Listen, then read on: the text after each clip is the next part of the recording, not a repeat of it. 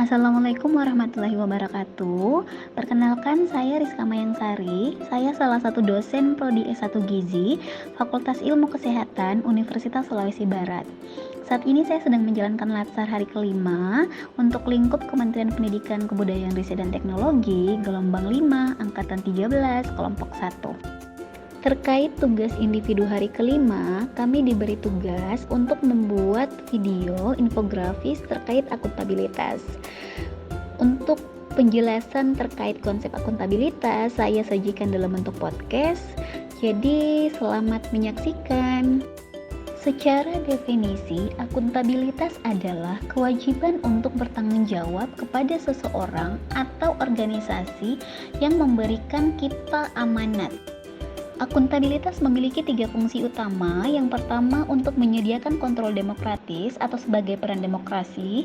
Yang kedua, untuk mencegah korupsi dan penyalahgunaan kekuasaan atau peran konstitusional. Dan yang ketiga adalah untuk meningkatkan efisiensi dan efektivitas sebagai peran belajar.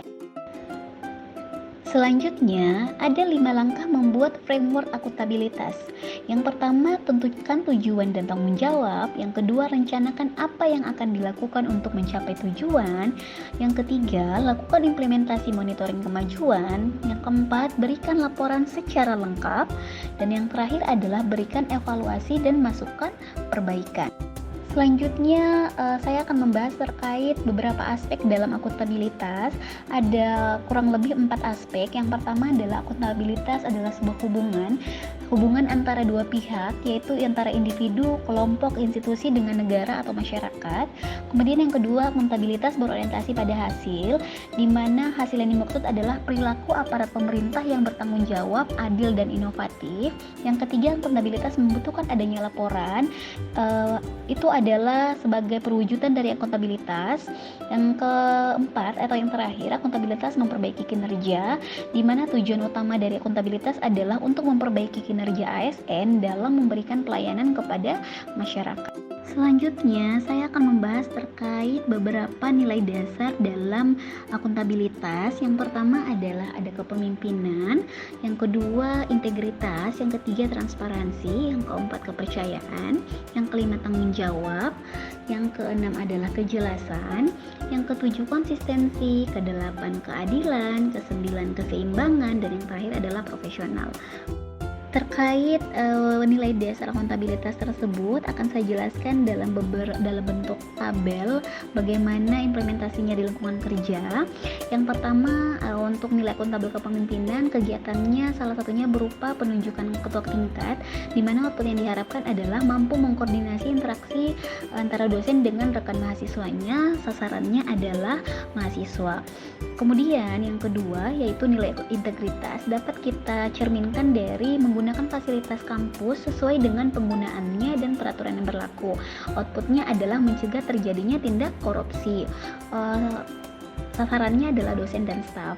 Yang ketiga, untuk nilai transparansi, bentuk kegiatannya adalah proses pemberian nilai disampaikan di awal pertemuan. Outputnya terwujudnya kepercayaan dari mahasiswa. Sasarannya adalah mahasiswa itu sendiri.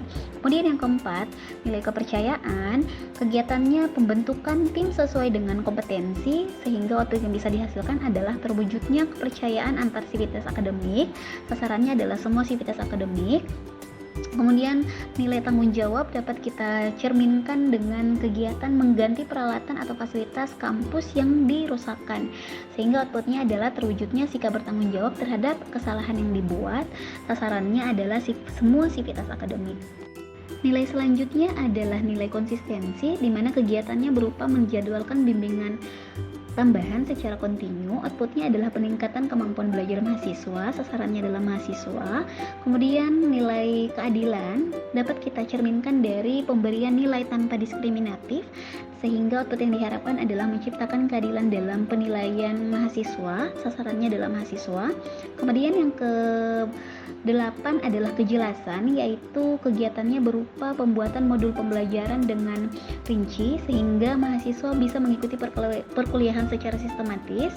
Sasarannya adalah mahasiswa. Dan yang ke-9 adalah nilai keseimbangan, yaitu bisa dicerminkan dengan nilai melaksanakan tugas dalam jabatan struktural dan jabatan fungsional sesuai dengan tugas dan kewajiban, sehingga diharapkan terwujudnya keseimbangan antara melaksanakan tugas pokok dan tugas tambahan.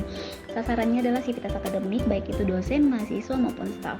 Kemudian yang terakhir adalah nilai profesional, yaitu bisa kita cerminkan dengan kegiatan melaksanakan penelitian sesuai dengan bidang keahlian, sehingga output yang diharapkan adalah ketika seseorang melakukan penelitian sesuai dengan keahliannya, sesuai dengan bidangnya, diharapkan dia bisa melakukan penelitian yang berkualitas dan publikasi yang berkualitas.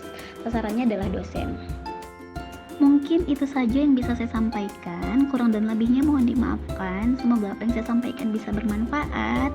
Saya akhiri dengan ucapan wabillahi taufiq wal hidayah. Wassalamualaikum warahmatullahi wabarakatuh. Terima kasih.